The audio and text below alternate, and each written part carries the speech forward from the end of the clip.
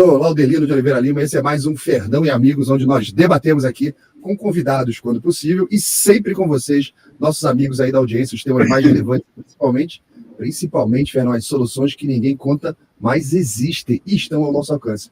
E como não poderia deixar de ser diferente, dou meu boa noite ao nosso querido dono da casa aqui, o dono disso tudo aqui. Fernão, boa noite, Fernão, tudo bem?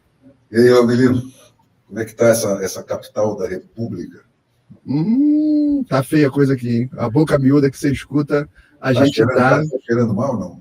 Caixa de gordura para baixo, tá brabo. Tá seco e fedido.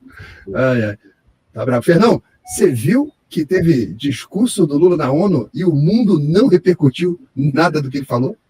Ele tomou agora uma traulitada, eu estava vendo aqui, um pouquinho antes de vir para a sala aqui, eu estava vendo, ele tomou uma paulada do Zelensky, porque ele veio com aquela cara de cínico dele. Ele respondeu a paulada do Zelensky. O Zelensky fez um discurso para dizer, porra, esses caras que vêm dizer para mim que eu tenho que entregar o meu país sem luta, e que esse é o jeito de fazer a paz e não sei mais o quê. E o Lula agora repisou. Não, mas se ele quer a paz, ele tem que conversar. O Lula está falando o seguinte, a mulher está sendo estuprada, e ele está dizendo assim, você está gritando muito, berrando muito, fique quieta, que já vai acabar. Já vai acabar, Aí você conversa com o estuprador para ver se ele pede desculpa, alguma coisa assim. É imoral, cara, é imoral. A proposta dele é atenda tudo que a Rússia quer, que a guerra acaba. Se a guerra não está acabando é porque você, Zelensky, é um intolerante. Não, esse cara, que vergonha que está para nós isso, porque hoje teve mais um esculacho, mas muito bem dado, do Boric, que é a esquerda honesta, a esquerda decente do Lula, dizendo isso, olha, esse cara, a venezuelização do Brasil, essa foi a frase dele, a venezuelização do Brasil prejudicou toda a esquerda do mundo, isso está nos fazendo um baita mal, não pode ser desse jeito de você ver um cara fazer aqueles crachos lá na Venezuela e ficar cheio de dedinho. Quer dizer, o Lula perdeu a noção. Ele é isso que eu falo, não é questão da esquerda ou não esquerda, né? É questão da desonestidade ostensiva, assumida, porca dessa turma aí. Né? Porca. O cara fala, não, eu sou canalha mesmo, entendeu? Eu sou canalha mesmo. Então, esse discurso do Boric foi um. E o outro foi o do Milei, né? Fazia anos que eu não via um discurso tão bonito e tão bem amarrado sobre o que é a ONU. Eu fiz uma avaliação mais ou menos na mesma linha dele, mas muito mais pobre, né? Dizendo isso, quer dizer, que aquilo foi uma ilusão da minoria democrática pensar, por causa daquele momento da Segunda Guerra, que o mundo todo, a democracia tinha prevalecido e tal. Ele, cara, abre o discurso dele citando praticamente a abertura da Constituição e da Declaração de Independência do Thomas Jefferson. Né? E que é perfeito. Né? Ele diz assim que a Organização das Nações Unidas nasceu do horror da guerra mais sangrenta da história global, com o objetivo principal de nunca mais acontecer aquilo. Para isso, a organização gravou em pedra os seus princípios fundamentais na Declaração Universal dos Direitos Humanos. Ali foi registrado um acordo básico em torno de uma máxima, que todos os seres humanos nascem livres e iguais, em dignidade e direitos e tal. E aí ele vai descrevendo como que isso foi sendo perdido e esculhambado na ONU, no comportamento. Ele diz, em cima dessa máxima, né, e desse princípio fundamental em torno do qual foi criada a ONU, né, o mundo viveu as 2 ou 3 décadas de maior paz. Né, prosperidade. 2 ou 3 décadas, não, 70 anos, ele fala, 70 anos, por aí. Né, uma paz relativa, lógico, mas nunca se chegou mais perto daquilo que foi a Segunda Guerra. O maior período de paz global da história. Né. Aí ele cita... O discurso dele foi uma beleza, cara. Em seguida, ele cita o Bastiat, né? Onde entra o comércio, não entram as balas, disse o Bastiat, porque o comércio garante a paz, a liberdade garante o comércio e a igualdade perante a lei garante a liberdade. discurso brilhante, cara, de estadista, né? Onde eu vejo muito dedo dele mesmo, né? Não é só aquele troço de redação do Itamaraty lá deles, não. Sim, sim. Quer dizer, é um discurso quase de refundação da ONU, se fosse aproveitar, né? O título que eu pus no vespeiro para essa matéria foi esse. O Milei fez um discurso que não se ouve na ONU desde a sua fundação. Desde o Oswaldo Aranha, né? É um bate-papo do Milei com o Oswaldo Aranha, hein? Quer dizer, o Milei não é propriamente um cara hábil em política, né? Mas ele tem a veia do estadista e a visão da história necessária. Eu não sei se ele tem a habilidade... Na verdade, você está dizendo, Fernão, é que ele tem os valores. É isso aí. Ele está ali, os valores. Então, ele pode não ter a veia política, como a gente vê de alguns, que talvez em alguns momentos fossem mais necessários, mas os valores estão ali. É muito bem estruturado o discurso, porque ele vai mostrando como é que isso foi se pervertendo, né? Como é que a ONU foi abandonando esses princípios, né? E passamos de uma organização que buscava a paz para uma organização que impõe uma agenda ideológica. O modelo das Nações Unidas, que tinha sido bem sucedido, foi substituído por um modelo de governo supranacional de burocratas internacionais que procuram impor um certo modo de vida aos cidadãos do mundo. Exige a definição de um novo contrato social à escala global, um programa de governo supranacional de natureza socialista, que visa resolver os problemas da modernidade com soluções que atacam a soberania dos Estados-nação e violam o direito à vida, à liberdade e à propriedade das pessoas. Ela está... Né? E a gente lá, o Lula, com aquele troço, né? Que decadência, cara. Quando eu vejo o Lula nesses discursos internacionais assim, o sentimento que eu tenho, Fernando, não sei se você tem esse sentimento também, ele praticamente está dizendo para o mundo: ei, contem comigo para qualquer coisa que vocês precisarem. Ei, eu estou aqui. Ei, mande dinheiro para mim. Me use. A soberania nacional é ele ficar banando o rabinho lá para chinês. Uma gestão mundial, ele fica todo oriçado. Né? Deixa que eu resolvo, deixa ele... O Zelensky, eu puta. E sempre nessa companhia, né? Do pior do pior. Terrível. Então, assim, ultimamente, né, todas essas intervenções internacionais do Lula, do governo, seus correligionários, aí tem todos sido nesse sentido vergonhoso, né?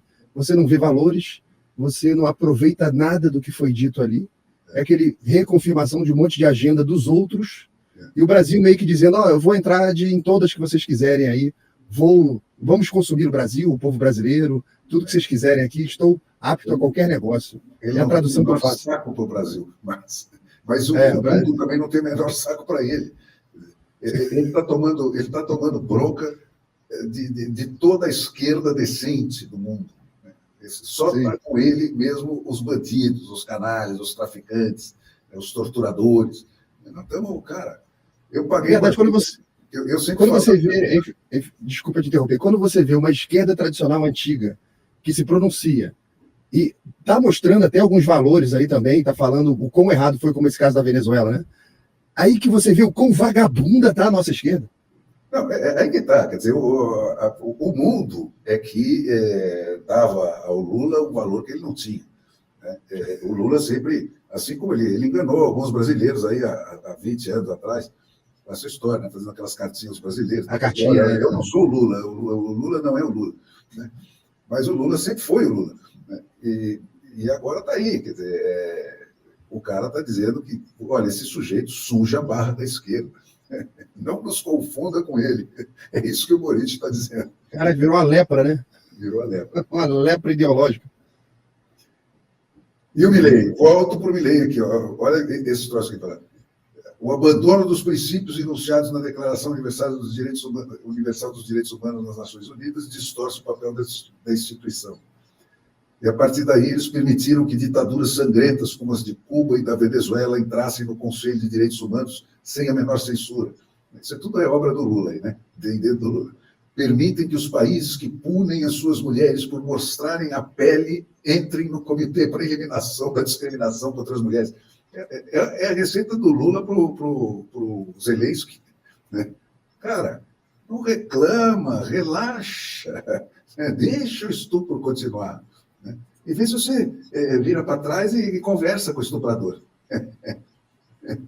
Ele está pegando direto na veia essa coisa da a Comissão de Direitos Humanos da ONU, tem Irã, China, um monte de gente que mata a mulher de qualquer jeito, mata o homossexual, está lá na Comissão de Direitos Humanos dizendo o que o mundo tem que fazer. É uma palhaçada, né? E volto ainda, olha lá. Ele tem umas coisas de uma precisão, né? Foi promovida uma relação tóxica entre as políticas de governança global e as organizações de crédito internacionais, exigindo que os países comprometessem recursos que não têm em programas de que não precisam. Perfeito. Perfeito. Promovem políticas ridículas, acusa a ONU de promover políticas ridículas. Estamos hoje com uma organização impotente em fornecer soluções para os verdadeiros conflitos globais, como a aberrante invasão russa da Ucrânia. Em vez de enfrentar esses conflitos, investe tempo e esforço em impor aos países pobres o que e como eles devem produzir, com quem eles devem se relacionar, o que eles devem comer e em que eles devem acreditar. E isso resultou na perda da credibilidade das Nações Unidas. Não tem soluções críveis para oferecer aos problemas reais do mundo. Isso é ideologia woke, é a definição exata da ideologia woke. Sim, pegou a Agenda 2030 também, que estão exigindo das empresas, dos países. O nosso Supremo tem a sua Agenda 2030 lá, que ela adotou, quer empurrar isso para todo o funcionalismo público. É nesse ponto aí que ele está pegando. E diz aí que, olha, nós na Argentina já vimos com os nossos próprios olhos o que é que está no final desse caminho. E por isso a Argentina decidiu abraçar as ideias de liberdade, aquelas ideias que dizem que todos os cidadãos nascem livres e iguais perante a lei, que temos direitos inalienáveis concedidos pelo Criador, entre os quais estão o direito à vida, à liberdade e à propriedade. Isso é a Declaração de Independência. Na veia. O primeiro documento da modernidade. Acreditamos na defesa da vida de todos, acreditamos na defesa do patrimônio de todos, acreditamos na liberdade de expressão para todos, acreditamos na liberdade de culto para todos, acreditamos no livre comércio para todos e acreditamos num governo limitado para todos. Cara, pô. Tem muita teoria em cima disso que ele está falando e muita história também, né, Fernão? É a consolidação da história humana que está nisso aí. É isso aí, quer dizer, na crise, de volta ao básico. Ao básico, ao simples. Aquilo que é a origem de tudo. E é isso aí, cara, não tem segredo. Eu vivo repetindo isso. A Constituição americana tem 7 capítulos que descrevem os 3 poderes e a relação entre eles e os limites dessa relação. São 7 artigos da Constituição. E depois tem 8 emendas, que são incisivas, né, que são desdobramentos desses 3 direitos. Como é que você materializa isso? O que o Estado e a maioria estão proibidos de fazer para interferir com esses 3 direitos? É isso que diz a Bill of Rights. Né? As 8 primeiras emendas é estritamente isso. O Congresso não fará leis, nem a maioria. Quer dizer, eles já previam essa possibilidade da ditadura da maioria, que é pior que a da minoria. Sim, tiveram todo cuidado de não botar a palavra democracia e nada ali. É isso aí. O Congresso não fará leis que impeçam a liberdade de expressão, a liberdade de religião, que interfiram com o devido processo, que te dê todas as garantias para o acusado, pelo Estado se defender. O básico. Né? Aquilo que nós estamos sofrendo na pele hoje, a ausência dessas coisas básicas e simples. É isso que é o Alexandre de Moraes, né? É a revogação desses 8 direitos fundamentais que estão descritos nas 8 primeiras emendas da Bill of Rights. É isso que está sendo explicado para o brasileiro. É como se você dissesse, Fernão, o cara está muito doente, está se enchendo de remédio, está tudo ruim, está de cama, alguém chega e fala assim, olha, acordar cedo, se alimentar, pegar um sol, fazer um exercício, e você vai sair da cama. É o básico do básico do básico. Aí, né, ele termina em cima desse pacto do futuro, aquelas puta grandiloquência vazia. A Argentina não apoiará nenhuma política que implique a restrição das liberdades individuais, do comércio ou a violação dos direitos naturais dos indivíduos, não importa quem a promova ou quanto consenso essa instituição tenha.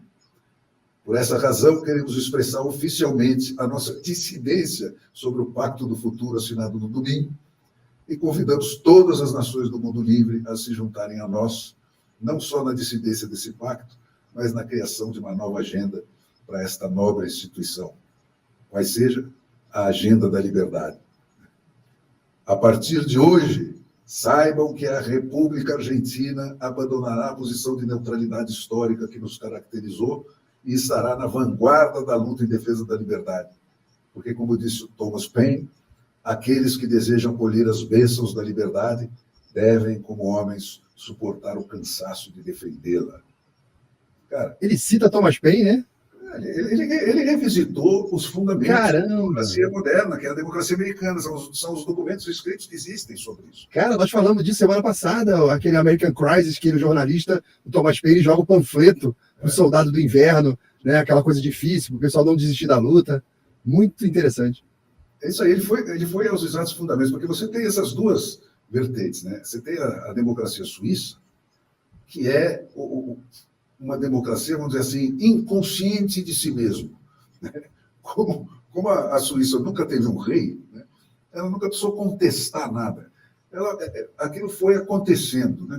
A democracia, ela é uma sequoia, né? Que não sabe que ela existe, mas está lá gigantesca. Ela foi acontecendo, então ela não precisou fazer essas formulações bonitas, né, para cabalar apoio, né, para entusiasmar as pessoas a querer aquilo e tal. Eles não passaram por isso. Eles nunca tiveram contestação disso, a não ser quando foram invadidos em curtos períodos lá da história deles. Sim, os seus cantões lá.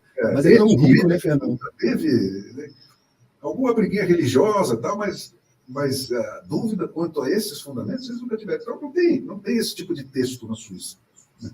O difícil de você aprender de fora a democracia suíça é isso. Não tem. Verdade. Não tem documentos. Até na reforma protestante, né, quando o Lutero teve lá, eles deixavam separado. Meu amigo, a organização do Estado é outra coisa. Isso aí faz o que você quiser aí. É isso aí. Então, os americanos não, eles tiveram que fazer, né, porque ali estava o quê? Você teve aquela sequência, é tudo tão bonito isso. Primeiro, aquele acidente lá na Inglaterra, que foi o Henrique VIII. O rei não deixou ele fazer as sacanagens todas que ele queria. Ele falou, então, olha, agora eu vou inverter. Foi o Papa, não, ele queria casar fora do casamento de novo, ele queria Bolena, ele queria pegar a Bolena. O Papa não deixava, ele falou, então vamos inverter. Agora todas as outras religiões estão permitidas e só a católica está proibida. O que aconteceu? O efeito inesperado, você vê que uma história é capciosa, né? O efeito inesperado dessa coisa foi que todos os fugitivos da Europa foram para lá. Né?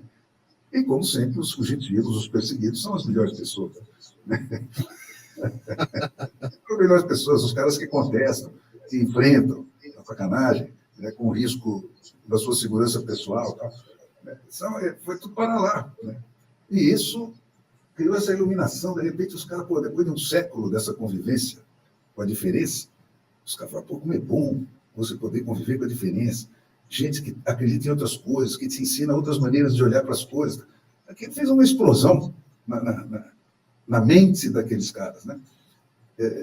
E virou... Aí os filósofos ingleses apareceram com aquilo. Temos que preservar isso para todo sempre. Então surgiu aqueles tratados, né? A tolerância eleita como o valor intocável das relações humanas. Né? É interessante, Fernando, que esses momentos da história da humanidade elas sempre são um momento específico. Ele surge, se desenvolve e depois as características naturais do ser humano trabalham para destruir aquilo, né? Aí aquilo vai perdendo força, aí você tem os puritanos fugindo da Inglaterra, indo para os Estados Unidos, começa tudo de novo. É isso aí.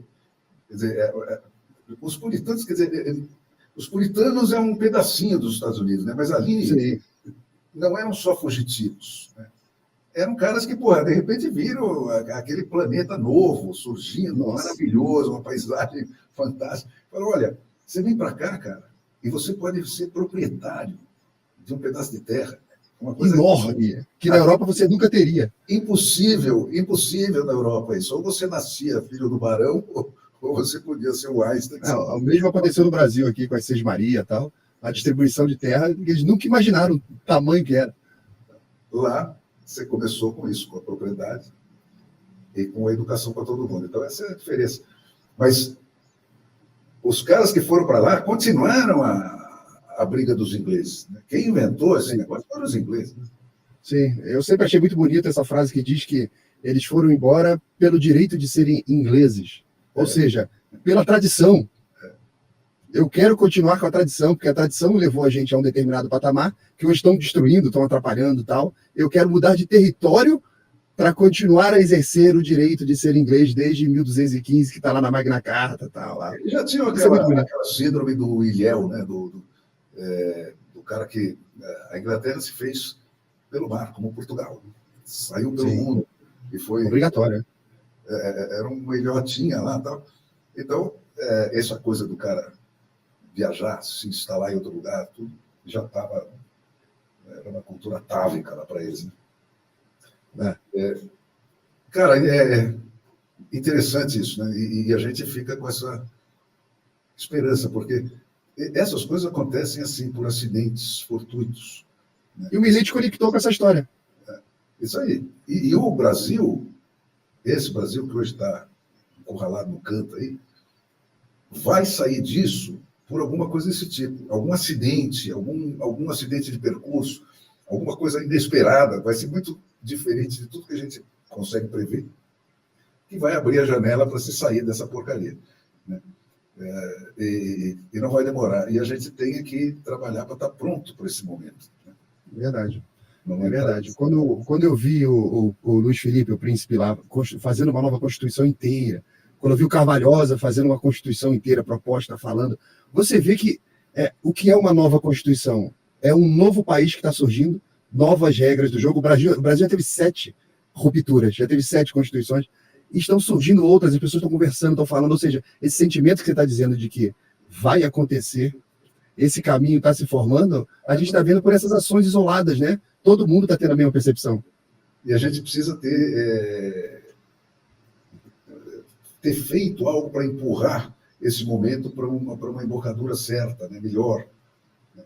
Como seria, quer dizer, depois de 7 constituições que nos foram simplesmente impingidas, né? A gente tem uma que vai para referendo do povo. Né? Então, essa Constituição tem que estar pronta antes. Tem que ser simples. Né? Por que a americana pode ser vendida para o povo? Por isso, porque são 7 itens mais 8. Fácil. 15. 15 itens que tratam de coisas absolutamente básicas. E não precisa mais que isso. Né? Você vê que Sim. Isso é mais do que suficiente. Então, a gente tem que estar pronto com alguma coisa parecida com isso, adaptada aqui para o nosso quadro, né? Com as argumentações preparadas. Né? Porque nós não os artigos federalistas, os nossos, né? Artigos federalistas. Exato. Tem que estar tudo já engatilhado antes. Né? Esse é o projeto que eu estou tentando levantar aqui, né? Com essa ferramenta de jornalismo aí que eu quero criar para mostrar esses sistemas funcionando fora, porque não tem nada que supere você assistir a coisa. Qualquer descrição é infinitamente mais pobre do que você ver o troço acontecendo. Você vê o povo exercendo os seus poderes e ganhando o efeito, né? O efeito é imediato, é gigantesco. É uma força tremenda, né, quando isso acontece. Agora eu perdi sua voz aqui. Vamos lá. Tá me ouvindo, não? Sabe o que eu acho que aconteceu aqui? Agora eu vi aqui. Uma dessas Siris da vida, sabe? Essas... Do Apple. Acendeu aqui uma bolotinha que ficou brilhando para fazer algum ditado, alguma coisa desse tipo. Alguma palavra-chave que você falou e a Apple estava te monitorando aí? É o que eu odeio. Eu tô louco para sair da Apple e mudar para o Android para ver se é melhor do que isso, porque me irrita supremamente esse cara que fica tentando antecipar o que eu vou querer, né? E me enfiando coisas. Né? Isso é chato demais. Eu acho que o celular... E o computador reage de um jeito, porque ele interpreta que o meu gesto quer dizer não sei o quê, sabe? Tinha um ditado que eu aprendi no quartel, Fernando, que tinha assim, ele falava, 2 coisas matam o soldado na guerra: a falta de iniciativa e o excesso de iniciativa. E a Apple morre por excesso de iniciativa, né? Tentando antecipar as coisas, aí você, pô, mais me atrapalha do que ajuda. Não me encha o saco, pô. Não me enfie nada sem eu pedir. Seja bem-vindo ao Android. Eu não saio do Android, já tive Apple várias vezes, não consigo. Não consigo. É justamente esse sentimento. Cara, a essa altura da vida, você tem que aprender tudo de novo, não, porque é tudo diferente. Fernando, você estava aposentado, já no mato, já você voltou para a guerra, então vai aprender a usar uma arma nova. Não tem jeito, não. Falar em mato, Fernando, você vai viajar, né? Eu vou, se Deus quiser. Esse fim de semana é fim de semana de mato. Para mim, o que tem de tão interessante no mato? Sim, não, né? E eu estou meio nesse funil, porque agora vem eleição, tal, então eu vou ficar preso aí. Verdade. Fernando, conta pra gente o que tem de tão interessante no mato. Cara, o mato, o que tem de interessante no mato é a eternidade. Né? Ali você se encontra com o seu ancestral mais primitivo, desde que seja um mato, né? Não é aquela coisa de, vamos ao verde, né? Eucaliptal. Não, você tem um mato que está vivo. Né? Como ele não tem nada a ver com ortiga, né? Com toda a fauna funcionando ali, né? Aquelas interações. Aí é fascinante. E aí você se encontra com os valores absolutamente básicos. Né? Mas a gente fala, não. Cara, mais você vai para o básico, né? Você vai exatamente, faz origens. O Olavo fala no Jardim das Aflições que quando o ser humano atual tira as férias, né? Aí umas férias, no final de semana ele vai para o mato, ele vai para a praia. Aí quando termina aquele período lá no mato, ele fala assim, agora eu vou voltar para a realidade, lá para o meu trabalho, para o meu prédio de concreto. Só que o prédio de concreto que ele mora, isso tem 100 anos na história humana, tá? E os outros 10 mil anos, ele morava no mato. A realidade é o mato, não é a cidade. A cidade é o que tem de mais artificial na história humana. Essa é a raiz da crise de hoje. A crise de hoje é isso, quer dizer, é a perda absoluta de contato das pessoas com a realidade, com as suas circunstâncias, com a natureza. A natureza te ensina quais são os limites, até da vida. Né? O limite mais radical é o da vida. Né? Agora, essa turma do botão, né, criada na granja, chamada internet, nunca viu um animal selvagem, a não ser no zoológico ou na BBC. Né? Então, cara, é uma tristeza a vida desses caras. Nunca sentiram cheiros, né? Nunca viram essas cenas, nunca se perderam, nunca passaram um aperto. Né? Qualquer coisa liga para o iFood, sabe? Nossa, eu lembro, Fernando, uma vez eu estava em Piabetá com a molecada, né? Eu fui atravessar um rio a nado lá. No meio da travessia do rio apareceu uma boiada do rio, Fernando. Que o cara sabe que esse pessoal transporta boi pelo rio? E eu me vi cercado pela boiada, tive que agarrar no chifre de um boi daquele lá e ir conversando com ele, assim, centenas de metros, agarrado num boi até chegar numa curva lá. E assim, meus pais nunca souberam disso, e hoje eu fico pensando, falei, cara, quantas e quantas vezes a gente, em situações dessas, você está com risco de morte ali, né? Bastava o gado ali te cercar dentro da água, se afundar e não ter mais teto para subir, já era você. Mas essa é a realidade. Essa é a realidade da vida de todo mundo que sempre morou no mato, teve que se virar para produzir a comida que come. Hoje é muito fácil para a gente, né? Você abre o armário da cozinha, tem gente que acha que a comida surge no armário. Vem do fundo do supermercado, né? Tudo uma fabriquinha lá escondida que vai surge aquelas coisas. Tudo, né? Empacotadinho, sem sangue, sem casca, sem nada, já tudo pronto. Tipo, eu adoro frango, mas eu não posso ver matar um frango. Mas não entendi. Não dá para ser vivo, cara. Tem esse problema. Pô, no quartel a gente teve que comer, matar o frango e beber sangue de frango e tal, essas coisas. É duro, mas quando você está com fome, você faz. A necessidade é isso aí. Você faz, não tem jeito. Mas então, Fernando, esse discurso... Essa sábia frase de quem? O Ricardo, eu estou respondendo aqui para o Ricardo Siqueira. Olha lá. Será que aqui nessa terra o povo está amadurecido para tudo que precisarão fazer? É isso, olha, não tem outra maneira de você aprender a navegar no oceano senão indo para o oceano, encarando as ondas, e segura o timão e vê o que acontece, né? A primeira onda que bate, o barco quase vira, tá? E você vai indo. Verdade. E é isso, cara. O exercício da democracia diz respeito às coisas mais básicas da vida de todo mundo. Não precisa ter passado nem um dia na escola para aprender a lidar com isso. Né? Sim. A noção de representação, quer dizer, é aquele cara que você contratou para falar por você. Né? Se você não puder descontratar ele não vai falar por você, ele vai falar por ele. Né? Então, esse é o primeiro passo básico. Daí para frente, tudo fica mais fácil. Quer dizer, pô, você não sabe, eu vivo dizendo, eu que gosto de ir para o mato, me relaciono com um monte de gente muito simples, né? No sentido da educação formal, mas muito inteligentes, né? Elas que têm vivências riquíssimas e sabedorias riquíssimas que já se perderam aí pelo mundo. E você pergunta para esse cara, você não sabe aqui na tua vilazinha aqui, quem que é o vereador sacana, corrupto? Sei. E se você tivesse esse poder, né, de convocar a turma para botar ele para fora, você não fazia isso, porra. Né? Isso é o recall, cara. O recall é isso. Né? Só que você tem que inventar esse sistema do voto distrital puro para poder funcionar o recall. Né? Não é porque você gosta daquela matemática. É porque é a única maneira de você ter uma identificação perfeita entre o representante e os representados. Quer dizer, o cara só pode se candidatar por aquele grupo de brasileiros que estão numa lista com endereço, nome, etc. E são os eleitores daquele distrito. Sim. Elegeu aquele cara, você pode ter votado nele ou no que perdeu, tanto faz, ele é o teu representante. Elegeu aquele cara, você tem o direito de deselegê-lo a qualquer momento. Isso põe o povo no poder.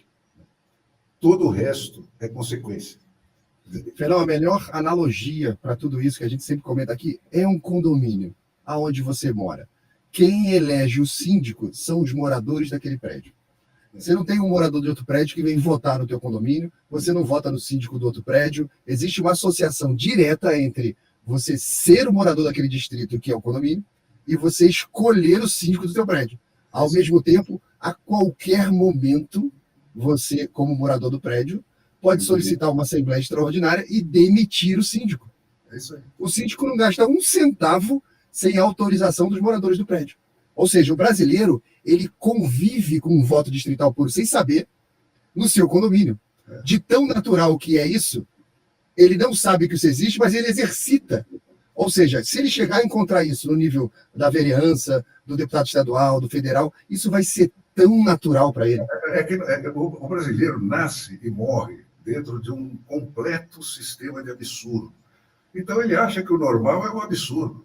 Mas não é. Isso é que é anormal. Se você tentar explicar como é que funciona o nosso sistema eleitoral, de representação e de partido, não é possível explicar. Não é possível. Ele é tão bom. E não chega lá. Ele é tão bom, complexo, que eu desafio um deputado federal, eu desafio um senador a explicar como funciona o sistema proporcional. Me diz qual que é a conta. Você sabe a conta básica. Ah, não, vai dividir aqui. Não. Tem sobra de voto, tem as coligações. Explica isso tudo, como é que funciona. Não, agora tem esse negócio de mandato coletivo. Então, junta 20 caras para ganhar um mandato. Eu não sei como é que se elege esse troço, nem sei como é que é isso. São 20 caras que são eleitos por uma vaga. É um absurdo que você fala, é um absurdo. Então, a democracia, a pergunta do nosso amigo ali, agora eu perdi o nome do Ricardo, né? Que era? Ricardo. A pergunta do Ricardo foi em relação à complicação dentro da qual nós vivemos. Quer dizer, aí não é o brasileiro, ninguém consegue se posicionar racionalmente dentro dessa merda em que nós vivemos. Porque não é racional, não é para ser racional. Então, parece que é muito complicado, que então você vai ter que ter um povo que frequentou Harvard para poder ser democrático. Nada disso. É o contrário, cara. Você tirando toda essa porcaria que eles cercam o nosso sistema para que você não consiga mesmo entendê-lo, né? E, portanto, você nem tem argumento para debater o que está certo e o que está errado. Você tirando tudo isso, sobra apenas o que é lógico, o que é óbvio, o que é muito simples. Né? Que é aquilo, quer dizer, os 7 artigos, né, e as 8 emendas, principalmente as 8 emendas. Os 7 artigos é uma invenção nova. Vamos fazer um sistema com 3 poderes, um modera o outro, e aquela coisa de checks and balances, tal, né? Um tem poder até aqui, depois daqui, o poder passa a ser do outro. Essa regrinha você precisa complicar um pouquinho para inventar.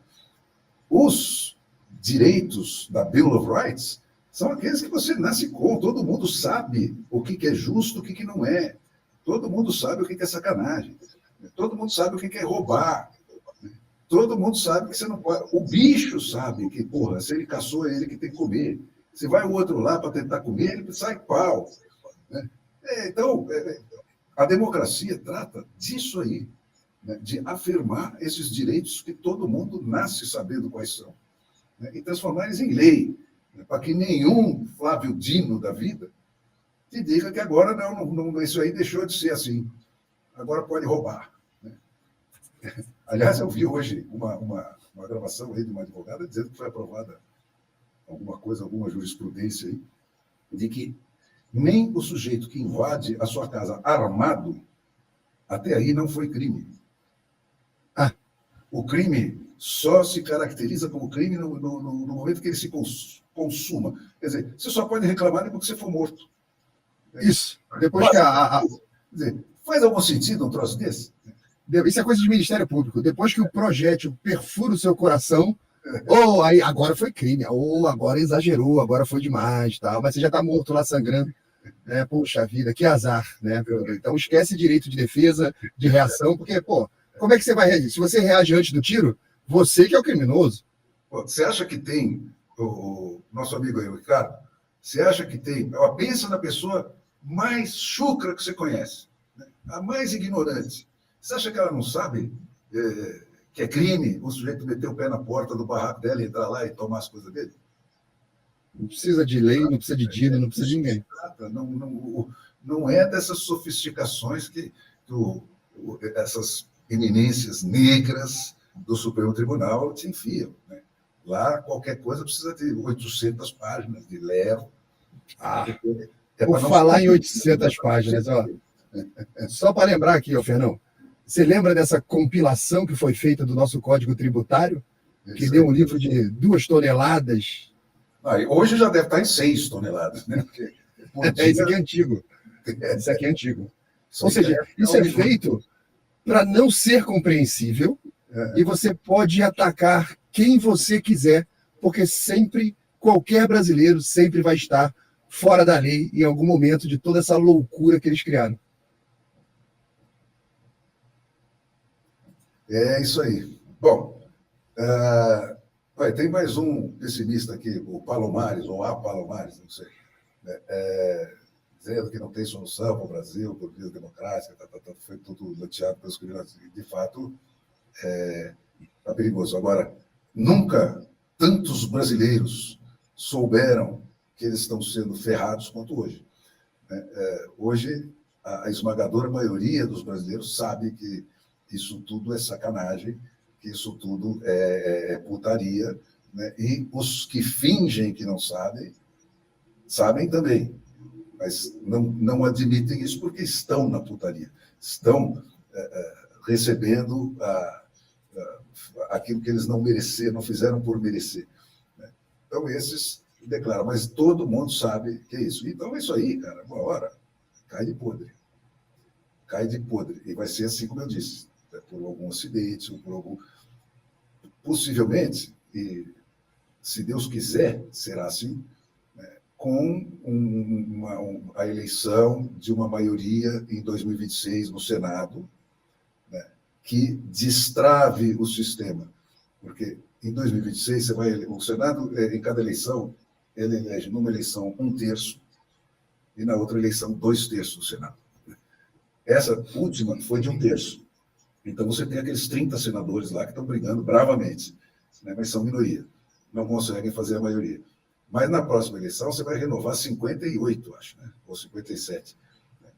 E aí, cara, com mais os 30 que já estão, você faz uma maioria que é capaz de destapar o baú aí. O problema é que os bandidos também sabem disso, então a questão para nós é levar o processo, né, de forma a exigir que essa eleição aconteça, né, e que ela não seja minimamente uma eleição lá Maduro, né, Nicolás Maduro, seja uma eleição minimamente honesta. Se a gente chegar nisso, eu tenho certeza que vira. O jogo vira. A minha dúvida nessa altura é só essa, se nós vamos chegar em 2026 ainda tendo eleições ou não, né? Ou se eles já vão ter partido para a brutalidade absoluta. É isso que a gente tem que... Essa é a luta do momento, cara. A gente está numa fase, Fernão, a gente está numa fase onde até aquela autora, a Ayn Rand, fala disso nos seus livros, de que o Estado pode tudo, de qualquer maneira, mesmo fora da lei, e o cidadão só pode aquilo que é permitido a ele fazer. Nós estamos nessa fase. Não, mas se a gente em 2000... Nem o que é permitido aqui, você não tem certeza. Não. Quando você fala o que é permitido fazer, eu não estou falando de lei, né? É aquilo que o novo senso comum te permite fazer. Tipo, não pode entrar no Twitter. Então, se acontece isso de 2026, a gente toma conta da casa de máquina da política. A casa de máquina do navio da política passa a ser nossa. Aí você controla a velocidade, direção, você controla tudo ali por dentro. E aí, gente, é aquela coisa que o final do discurso brilhante do Milley, né, lá na ONU. Porque, como disse o Thomas Paine, aqueles que desejam colher as bênçãos da liberdade devem, como homens, suportar o cansaço de defendê-la. Então, olha, no fim, não tem força nenhuma capaz de resistir ao povo. Agora, precisa o povo se comportar como esse aí, do Thomas Paine. Se levantar todo mundo, eles encolhem. Sim. Eu lembro uma revolta que teve no exército espartano. Lembra do 300 de Esparta, aquele galera fortona, Termópilas, barriga de tanquinho, Rei Leônidas. Então falou, pô, os caras eram sensacionais. Teve uma revolta popular que sobrepujou o exército. Uma revolta popular. Não, isso aí. Ou seja, a história está cheia disso. Em todo lugar onde a opressão chegou a ser reduzida foi nessa base. Verdade. O estado natural é o da selva, né? Nós temos dentes caninos, né, como recordação de que nós nos mordemos uns aos outros na jugular, né, para prevalecer e ficar dono do pedaço só você, e todo mundo tem que fazer aquilo que você quer. Esse é o estado natural, mas depois você vai aprendendo. Né? Uma coisa que você me lembrou agora, Fernão, eu não sei se você já teve a oportunidade de assistir um documentário, tinha na Netflix, eu não sei onde é que ele está hoje, se chama Chuck Norris versus Comunismo. Já viu esse documentário? É uma história interessantíssima, aconteceu ali, acho que foi na Romênia, aonde começou a acontecer um contrabando de VHS, e as pessoas faziam, era proibido VHS, não pode entrar no Twitter nem ver VHS. Aí o pessoal contrabandeava VHS para ver filme americano. Só que só tinha uma dublagem, que era uma mulher que dublava a voz de homem, voz de mulher, voz de criança, era a mesma voz para todo mundo, que era uma funcionária pública que fazia um trabalho das sombras lá, de dublagem dos filmes, e o pessoal começou a assistir aquele filme do Chuck Norris, do Stallone, que tem toda a jornada do herói, do cara que está na opressão, aí ele começa a lutar contra aquilo, no final tem sempre aquele fim heróico. O povo começou a se viciar nesses filmes, até que um ponto eles perceberam que eles eram os oprimidos, e fizeram uma revolução e derrubaram o governo a partir de contrabando de VHS. É isso aí. A faísca vem normalmente de uma forma inesperada mesmo. Né? Nada mais inesperado do que isso. Agora, na hora que pega esse fogo, não tem Alexandre de Moraes que segure. Não tem. Aí é tudo tigre de papel. Eles são machos enquanto ninguém peita eles. Né? Na hora que peita, eles desarmam. Isso é verdade, só tem. Mao Tse-tung, tá certo? A União Soviética, tudo cai, um dia cai. Aí só tem a força da canetinha, né, cara? Que força tem a canetinha? A força está no que vem depois da canetinha. Então, quando o que está depois da canetinha colapsa, a canetinha não serve para nada. É isso aí. Não é? Fernão, você está acompanhando a guerra da Ucrânia? Você está acompanhando a questão da Ucrânia na Europa? Como é que está isso aí? Tô, cara, isso aí não tá bonito, não. Tem um quadro. Eu andei lendo Me caiu assim por acaso, né? Essas coisas que vêm, quer dizer, que são à margem do noticiário, você tem sempre algumas revistas de ensaios de maior profundidade e tal. E me caíram dois na mão nas últimas 2 semanas aí, fazendo análise sobre a política europeia, que é uma coisa que a gente não tem tanta visibilidade hoje no Brasil, como é que funciona aqueles países. E esse quadro não está bom, não está bom. O que você viu nesse artigo? Artigos do Niall Ferguson, né, traz muita informação, né, além das opiniões dele, traz muita informação sobre como é que está essa coisa. E a proposta do artigo, né, é que ele, como inglês, eu sinto muita dificuldade em propor isso, mas eu acho que a Alemanha tem que se rearmar. Né? Isso para o inglês é quase um tabu. Né? Depois da Primeira e Segunda Guerra, né? Mas se o único país da Europa, né, que tem condição para isso, né, para deter o avanço do Putin, é a Alemanha. Né? E o que ele está constatando, e ele alinha uma porção de números e argumentos para demonstrar isso, é que isso está absolutamente na contramão. A Alemanha tem um gasto militar absolutamente ínfimo, né, num nível comparável. Ele mostra lá, hoje ela gasta 1,2% do produto interno bruto dela com a sua defesa, né, que é o nível do Tratado de Versailles, que levou o Hitler ao poder pela revolta deles estarem então obrigatoriamente desarmados.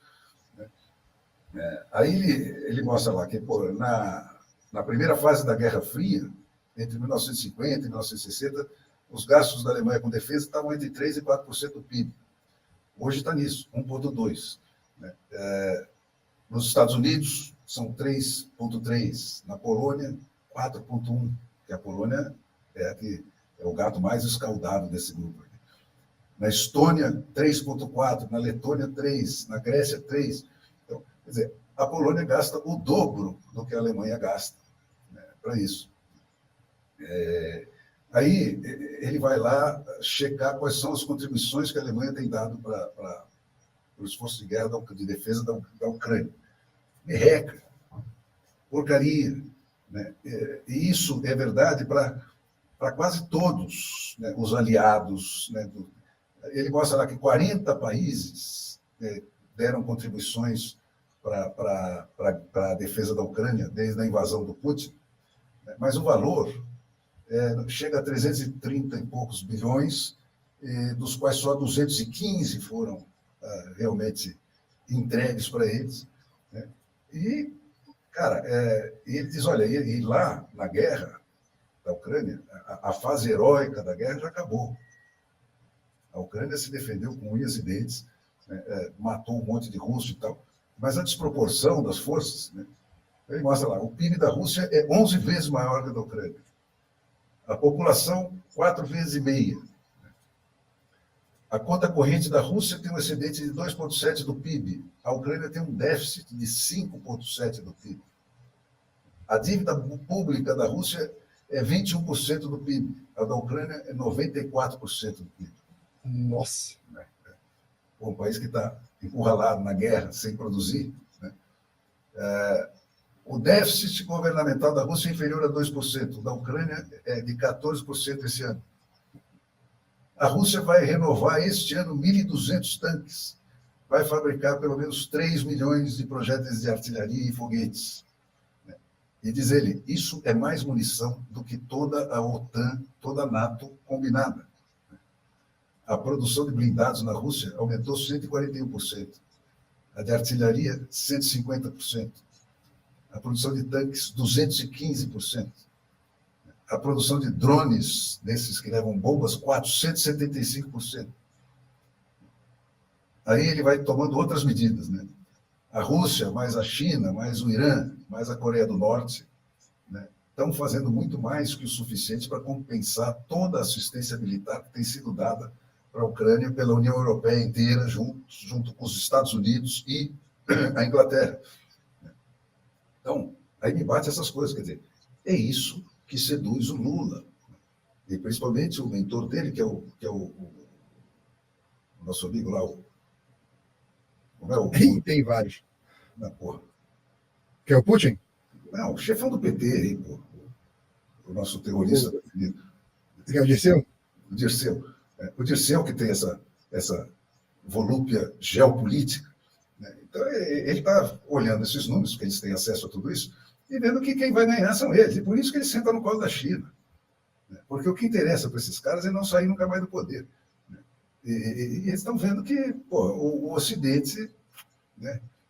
Então, ele mostra lá que as exportações chinesas para a Rússia são todas de coisas disfarçadas que podem virar para uso militar. O Irã está fornecendo drones e mísseis para a Rússia bombardear a Ucrânia. A Coreia do Norte forneceu 4 milhões e 800 mil foguetes e projéteis nos arsenais dela, mísseis e coisas desse tipo. Nesse mesmo período, né, de janeiro de 2022 a junho de 2024, 40 países deram 333 bilhões para a Ucrânia, mas apenas 218 foram realmente atribuídos. Né?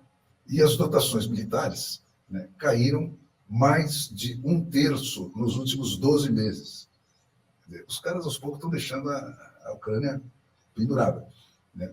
Eu vi esse mapa aqui, Fernão, só para comentar contigo, que o cara, quando faz parte da OTAN, ele tem um mínimo que ele tem que gastar, acho que é 2% do PIB na parte militar.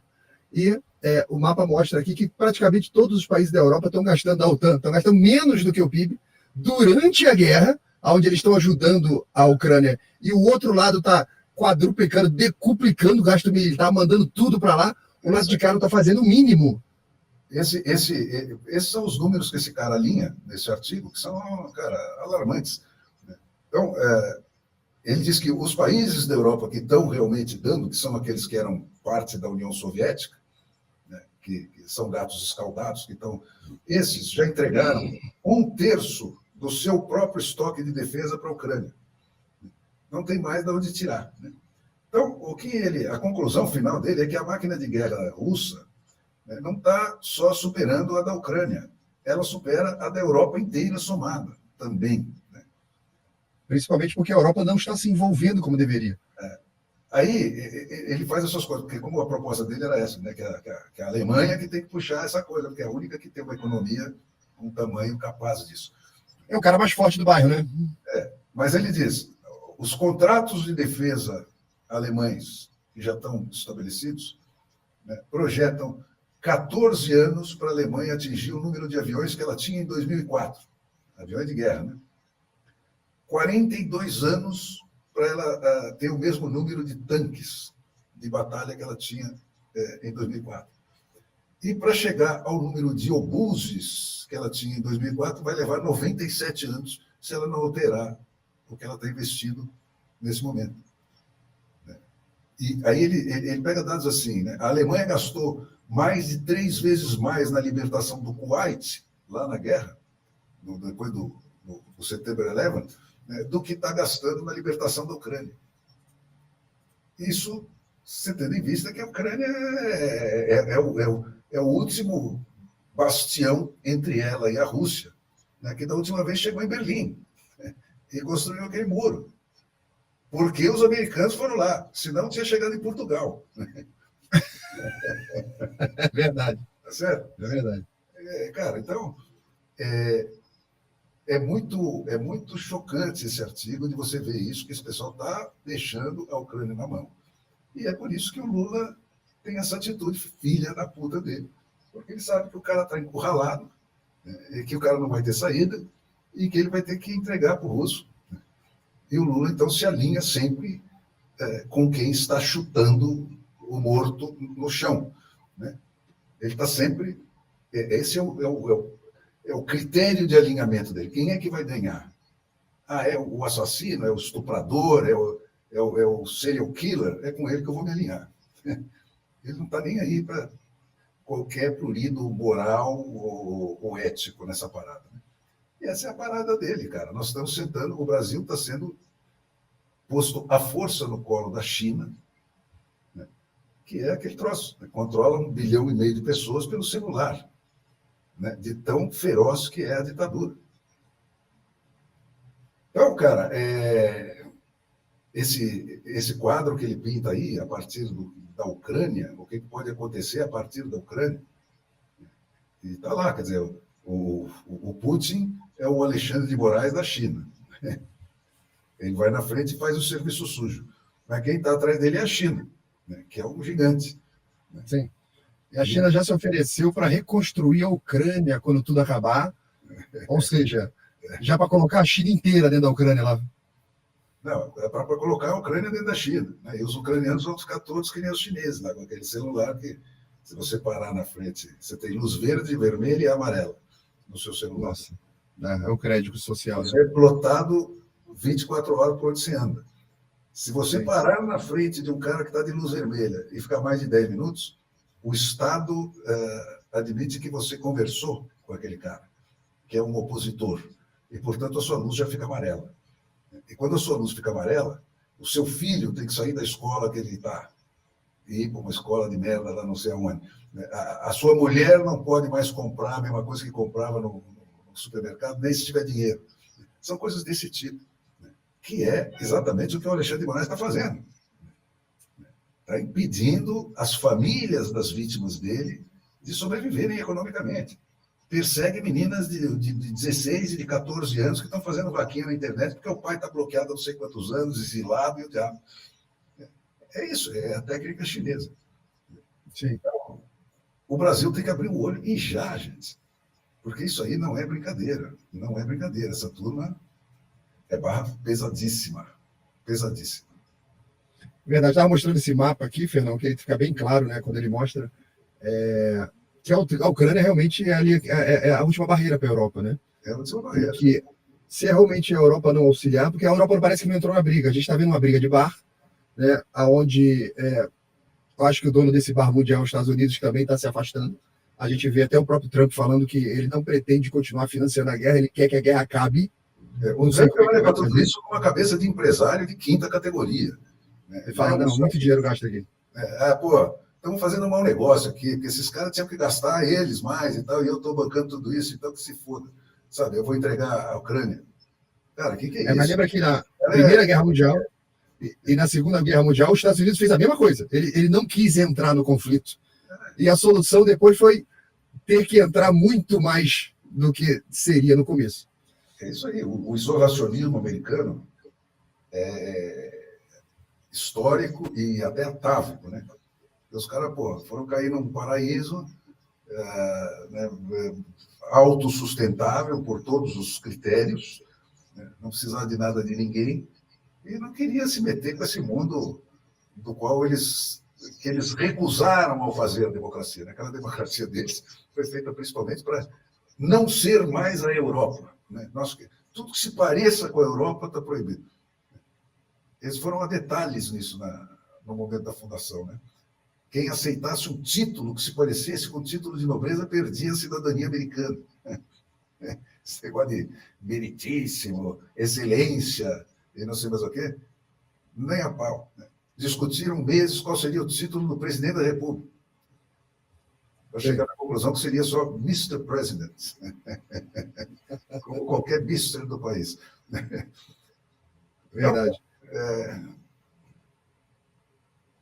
É o cenário que eu estou vendo aqui, Fernando. Realmente, se a Europa não se envolver nessa guerra de maneira... Você vê, vendo aquelas estatísticas da OTAN, que os próprios países europeus estão gastando menos do que se comprometeram ao entrar na OTAN quando não tem guerra.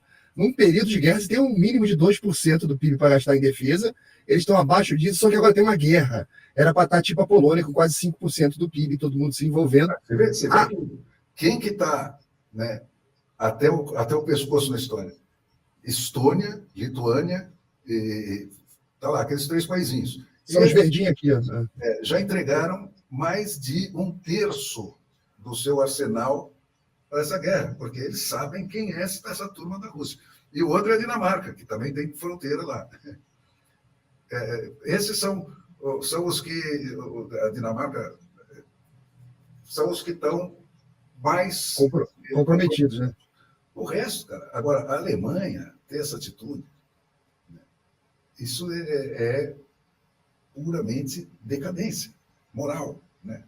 Os caras estão vivendo há 3 gerações aí numa abundância tão abundante, né, que estão apodrecendo. Aí vem a política woke, a vergonha histórica deles, tem vergonha de se defender, vergonha de ser de novo uma potência militar. Aí todas essas agendas destruíram todas as suas usinas nucleares, desativaram tudo. É isso aí, né? Ficaram dependentes exclusivamente do gás da Rússia. Do gás russo. Isso quando o Putin se apresentava em simpósios internacionais dizendo: eu vou tirar vocês dos braços dos americanos, viciando vocês no meu gás. Vocês vão ficar essa senhora aqui, ó, do meu gás, e aí eu vou foder vocês. É isso aí. Quem não lembra dessa senhora aqui? Foi ela que fez isso. E eu lembro também que o Trump fez uma declaração numa das reuniões dessas internacionais, que o Trump avisou, né? Olha, vocês estão ficando muito dependentes, vocês vão se ferrar nessa história. E o pessoal alemão que estava presente, todo mundo recostou na cadeira e começou a rir do Trump, isso antes da guerra, né? Só, olha lá, bobão falando, o laranjão falando besteira aí. E a primeira coisa que o Putin fez foi isso, cortar o gás da Alemanha. No inverno. No primeiro dia da guerra, né, para dizer, ó, vejam lá o que vocês vão fazer. Senão vocês vão passar frio no inverno. É verdade, é verdade. Então, é uma situação realmente angustiante, porque a gente não está vendo o fim dessa guerra, né, Fernando? Ela está consumindo a Ucrânia, a população da Ucrânia está diminuindo, ela já está devendo 100% do PIB quase, está 94% do PIB de dívida, que toda hora ela está pegando empréstimo, ela virou um moedor de carne. A quantidade de gente que tem... Eu tinha aqui uma estatística, deixa eu ver se eu acho aqui, ó, de mortes lá na Ucrânia, aqui, ó. 300 mil pessoas já morreram nessa guerra, né? Entre mortos, feridos, tal, a gente está aqui, ó, 469 mil tropas russas, entre mortos e feridos, 500 mil de russos já morreram na Ucrânia e o Putin preparou mais 6 milhões agora. O Putin, nesse troço, é igual à ditadura brasileira, vai por tentativa e erro, né? É o ímã complacente. Faz uma barbaridade, se reagir, ele recua, né? Se não reagir, ele dá mais um passo para frente na próxima. É o Alexandre de Moraes e o Putin, são eles. É tudo a mesma coisa. A força bruta, né? Pior que as batalhas russas sempre foram assim, né? Na força bruta, na ignorância. Se deixar, nós estamos servindo aí de modelo para essa canalha toda. Uma coisa que sempre me preocupa nesses conflitos, Fernando, são as alianças. Quando você entra na história da Primeira Guerra, você vê que o que dispara a Primeira Guerra são as alianças. Um dá um tapa na cara do outro lá, mas aí um é amigo de 10 caras, outro é amigo de 15 caras, aí daqui a pouco vem os 10 de um lado, 15 do outro, pronto, Primeira Guerra Mundial. Aí vem Segunda Guerra, a mesma coisa. Isso e a gente tá o sentido da NATO e tal, né? É isso aí. Ó, é evitar. Um mexeu com todos. Só que eles não cumprem. Você vai lá chutar. De um lado. Eles ficam, chutou, mas foi meio fraquinho. Então, Agora, do lado deles, mexeu, toma bomba, pau, cai a imprensa do mundo inteiro em cima. Não tem perdão, não tem recuo. E isso, cara, não existe argumento mais forte que o resultado. Aí, você pega todos os Lulas do mundo, olham para isso e fazem o quê? Pô, eu vou me jogar lá pro fodão. Porque ele banca. O lado de cá fica nesse ninguém e não banca. Na hora é o comportamento de hiena, né? A hiena vai lá, na hora que o leão está morrendo lá, que está levando as dentadas, a hiena fala, agora eu vou lá. Então, tudo isso é um jogo perigoso, cara, porque quanto mais fraco, sem argumento, né, sem poder de convencimento eles ficam, mais propensos para a violência eles se tornam. Porque é o que sobra. Solução para os problemas do mundo para ele é o discurso woke. Né? Não, o problema da humanidade é só mudar de sexo, consumir droga ou não consumir droga legalmente, é homem, é mulher, ou é preto, ou é branco. Isso. Resposta para os problemas concretos de segurança, de emprego, de miserabilização, de servidão para os monopólios, não tem nenhum. Problemas reais, né, Fernando? Problemas reais do dia a dia que está batendo aí na porta de todo mundo. E o outro lado tem esse problema, né, Laudelino? Porque como esses caras ficam nesse discurso, o outro lado só fica reagindo a isso. Não, mas então vamos reagir aqui pelas igrejas contra a liberação da droga. Tá? Entra no discurso do cara. Né? Em vez de fazer um outro discurso. Nós vamos resolver o problema da segurança, sim. Nós vamos resolver o problema da corrupção, da representação política, assado. Quer dizer, Em vez disso, né, a gente entra no discurso deles e fica discutindo essas merdas, que não existem. Então, ou seja, a briga do bar tá rolando e o cara tá discutindo o talher, o prato, né? Não, mas olha só, essa toalha de mesa aqui não é adequada. E o pau tá roncando no bar. E você vê que quando aparece um que resolve, bom, não, vamos tratar das coisas concretas, ele vira um Bukele. Tem 98% de adesão. Né? Porque o cara está falando lé com cré e fazendo as coisas. Né? 98% de adesão. Não há Cristo que tire ele de lá, a não ser, porra. Morto. E ele falou um negócio interessante, o Bukele, fizeram uma crítica para ele, mas você não acha perigoso? Você prendeu não sei quantos milhares de bandidos. Ele falou, eu não prendi ninguém, eu libertei os milhões de habitantes do meu país. Eles estão livres. O resto estava preso. Agora, no teu país, a galera está todo mundo preso em casa, atrás das grades, do condomínio, dos apartamentos, e a bandidagem está solta na rua. Eu não prendi ninguém, não. Só libertei o povo. Isso foi muito interessante. Esses exemplos, cara, que são fulminantes, você vê que você só consegue fazer isso não ter o efeito obrigatório que teria censurando, né? Fingindo que não aconteceu, fingindo que o cara não existe, né? Proibindo qualquer menção, reportagem, coisa que vale lá no país dele, para mostrar isso aí. Né? Ou o que o Milei está fazendo. Quer dizer, tudo que está dando certo não chega aqui. Você nunca viu o sistema democrático americano funcionando, que é dos estados para baixo. Você pensa que os Estados Unidos é só o Joe Biden, a Kamala Harris e o Trump. Né? E não é. Esses caras não significam nada. Né? Então, são a única coisa que pode destruir os Estados Unidos. Agora, não vão conseguir, porque quem provou esse troço, né, de mandar em si mesmo, nesse nível, na sua cidade, no seu local, né, nas suas leis, não vai abrir mão disso fácil. Não vai ser no tapa, não. E, Fernando, você falou um negócio interessante agora. É uma tradição brasileira. Essa barreira de as soluções do mundo não chegam aqui. Mas isso aí é 140 anos. Não, 500, é uma tradição. 140, 500 anos. Não, durante o primeiro e segundo reinado, muita coisa funcionou. Mas eu fico impressionado. A maior dificuldade dos historiadores brasileiros é que todo o período anterior a 1808 era proibido ter papel no Brasil. A imprensa régia foi o primeiro papel que chegou aqui. O Twitter o X era o papel. Né? Então você não pode ter prensa de Gutenberg, nem papel. Então, para você saber como foi a vida do Brasil nessa época, você pega as fontes dos historiadores, o que é? Na margem das Bíblias, que era o único papel disponível, né, é que os bandeirantes escreviam os seus testamentos. Quando estava morrendo lá no mato, então ele dizia, lego para os meus descendentes 58 vacas, não sei quantas, uma terrinha ali, meu bacamarte. Então, isso permitiu, cara, você reconstituir a história da economia brasileira numa totalmente diferente daquela da Sesmaria. Né? Isso é trabalho do Caldeira. Uma picadinha já, né? Isso é do Caldeira. Caldeira fez isso. Os caras legavam umas porcarias, né? Umas porcarias, e eram os potentados. Né? Mas eu digo que é o seguinte, Verão, a partir do momento da massificação da informação, né?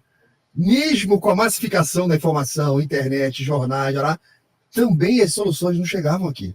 Isso, porque nós estamos tão habituados à censura, né, tão habituados a não saber nada, que nós não temos nem essa curiosidade. Quer dizer, nós precisaríamos, se não fosse a internet, né, inventar a democracia de novo espontaneamente. Aparecer um James Mason, sabe, inventar a roda de novo. E ter essa ideia um dia, né, porque você não tem essa base de comparação. Então, essa curiosidade nem surge no brasileiro. O Brasil é o exemplo mais completo de sucesso da censura e de longevidade da censura. Né? Por isso que eu digo, cara, aí para os nossos leitores que estão desacorçoados, será que o Brasil vai sair um dia? Cara, a gente só precisa saber que essa coisa existe.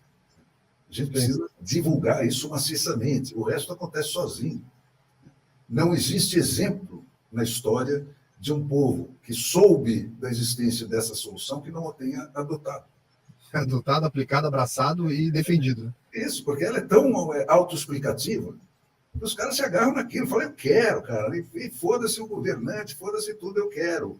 eu quero e vou fazer. E consegue. Né? Consegue. Sim. Isso é interessante. Realmente, essa coisa, por exemplo, se a gente tem a situação do Twitter agora, né, teve uma censura do Twitter. No primeiro momento, o ditador ele vai lá e aplica a censura, depois o brasileiro tem esse hábito de se adaptar à censura e vai vivendo como se nada tivesse acontecido. Que força que está acontecendo hoje, nós estamos numa quarta-feira, tá? Dia 25 aí, contra essa decisão de censura do Twitter. Você consegue materializar o sonho do Gramsci. Isso é o que o Gramsci descrevia como o intelectual orgânico, quer dizer, o sujeito que virava um mentiroso sem saber que ele estava mentindo. Já é a segunda, terceira geração. Então, o cara mente porque aquilo é tudo que ele sabe. Né? E ele acredita naquilo porque ele não sabe outra coisa, ele não tem... Da estratégia dos coelhos, que Lenin falava. Depois eles começam a se reproduzir, eles vão ter todo o comportamento que a gente quer, sem saber a origem disso tudo. Se reproduzem igual coelho depois. É fogo. Então, Perdão, queria agradecer aqui, o Edmar Vieira, se tornou membro do canal, está aí auxiliando aí o seu projeto com a doação mensal. Obrigado, Edgar Vieira, que está aí para a gente participando. Obrigado de coração todo mundo aí que ajuda o projeto aqui do canal, né?